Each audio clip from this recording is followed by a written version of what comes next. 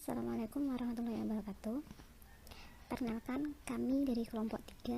Di sini kami akan membahas tentang jurnal MTK yang telah kami buat dengan judul Analisis Kesulitan Siswa dalam Menyelesaikan Soal Turunan Fungsi Aljabar ditinjau dari gaya berpikir acak abstrak, disusun oleh kelompok 3 atas nama Lucy Yulia Citra, Ida Aprianingsih, dan Julieta Anggraini dengan dosen pembimbing Ibu Nurul Farida MPD. Baik, untuk materi yang pertama akan saya bahas untuk abstrak. Di sini, pada tujuan penelitian adalah untuk mengetahui kesulitan siswa dalam gaya berpikir acak abstrak ketika menyelesaikan soal turunan fungsi aljabar pada jenjang SMA kelas 11. Metode yang dipakai dalam penelitian ini adalah bentuk metode kualitatif dengan pengumpulan data berupa tes soal, wawancara, dan angket gaya berpikir. Sedangkan untuk subjek dalam penelitian ini terdiri dari 2 siswa dengan kategori gaya berpikir acak abstrak. Berdasarkan dari hasil penelitian, maka kami menyimpulkan bahwa kesulitan siswa dengan tipe gaya berpikir acak abstrak mengalami kesulitan mengetahui apa yang ditanya dan diketahui dalam soal, kesulitan dalam menentukan rumus yang dapat digunakan, serta kesulitan proses perhitungan dalam penyelesaian jawaban. Untuk pendahuluan, kemampuan berpikir abstrak adalah kemampuan individu dalam mengembangkan daya kelogisan terhadap berbagai abstraksi dalam mengerjakan soal-soal yang berhubungan dengan matematika, yaitu kemampuan mencari konsep, pola, struktur, dan hubungan antar gambar-gambar yang diatur secara logis. Peserta didik yang termasuk dalam kategori gaya berpikir acak biasanya mendominasi otak kanan, sedangkan pada orang-orang yang berpikir sekuensial cenderung memiliki dominasi otak kiri. Orang dengan gaya berpikir acak abstrak cenderung mengolah informasi melalui refleksi dan sering menghubungkan segala sesuatu dengan perasaan dan emosi.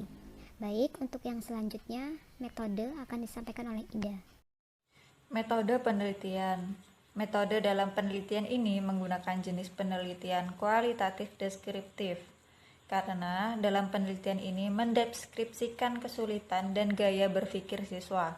Instrumen yang digunakan dalam penelitian ini meliputi tes tertulis, wawancara, dan angket. Dalam penelitian ini, subjek yang digunakan adalah siswa kelas 11 SMA dengan pengambilan sampel 2 siswa. Pengambilan sampel ini dilakukan secara random dan didapat 2 subjek dengan gaya berpikir acak abstrak. 2 subjek tersebut selanjutnya akan menjadi subjek utama dalam menganalisis.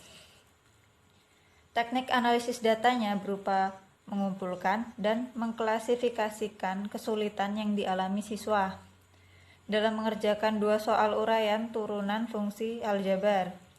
Kemudian, angket yang digunakan terdiri dari 15 soal kata dan di mana setiap kelompok kata terdiri atas 4 kata yang mendeskripsikan sifat dari tipe pola berpikir siswa.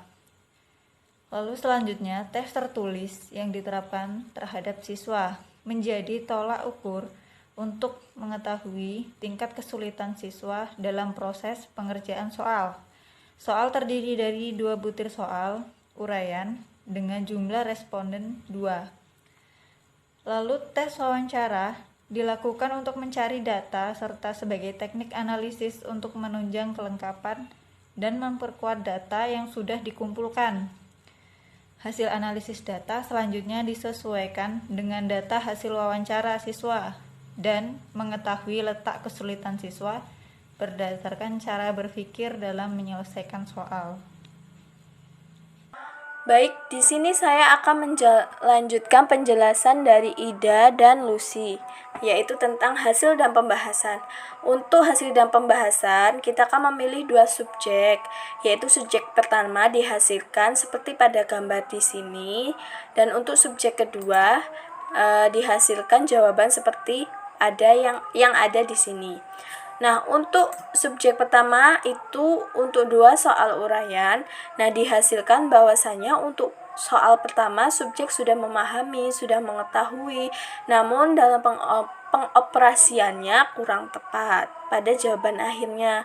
Untuk soal nomor 2, subjek itu kurang memahami atau lebih fokus pada pertanyaan yang terakhir. Jadi jawaban yang diberikan itu masih kurang tepat.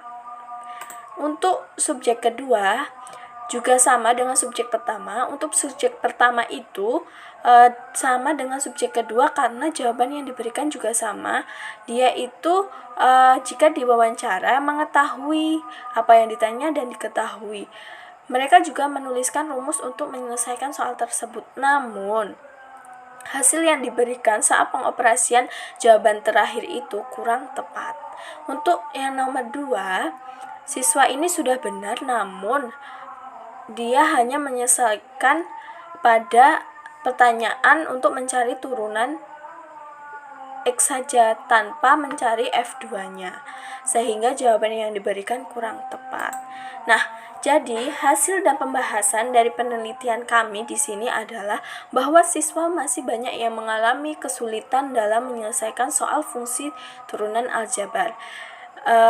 Menurut Choyne dari Jurnal Puspitasari DKK 2015 halaman 6 menyatakan bahwa kesulitan yang ada pada matematika dapat dilihat dari kesulitan menentukan faktor yang relevan dan akibatnya dapat menyelesaikan soal berdasarkan cara yang tepat.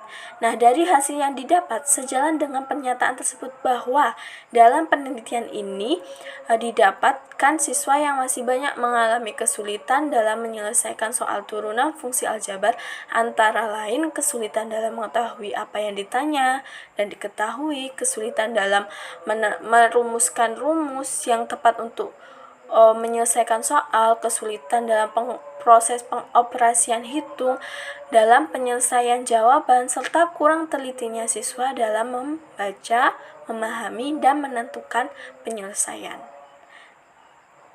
Selanjutnya, untuk kesimpulan akan dijelaskan oleh Ida Aprianingsih. Kesimpulan dan saran. Berdasarkan pemaparan hasil penelitian di atas, maka dapat ditarik kesimpulan bahwa kesulitan siswa dalam tipe gaya berpikir acak abstrak yaitu mengalami kesulitan dalam mengetahui apa yang ditanya dan diketahui dalam soal, menentukan rumus yang dapat digunakan, serta kesulitan proses perhitungan dalam penyelesaian jawaban. Terdapat 5 faktor kesulitan yang bisa dialami peserta didik, yaitu 1. Peserta didik dalam membaca soal masih kurang tepat, sehingga terjadi kesalahan dalam menafsirkan soal. 2. Peserta didik sulit memahami bahasa yang jarang mereka dengar. 3. Peserta didik sulit dalam memahami tipe soal cerita. Yang keempat, peserta didik mengalami kesulitan untuk mengidentifikasi soal. Dan kelima, peserta didik tidak dapat mengulang kembali pernyataan soal. Jadi berdasarkan hasil kesimpulan yang ada, dengan ini kami memberikan saran bagi siswa yang memiliki kesulitan untuk menyelesaikan soal yang diberikan agar sering berlatih dalam mengerjakan soal maupun contoh soal dan lebih memahami materi terlebih dahulu, serta membiasakan menyelesaikan masalah secara teratur dan terurut. Dan untuk peneliti lain diharapkan agar menjadi inspirasi dalam mengembangkan jurnal yang sedang dibuat.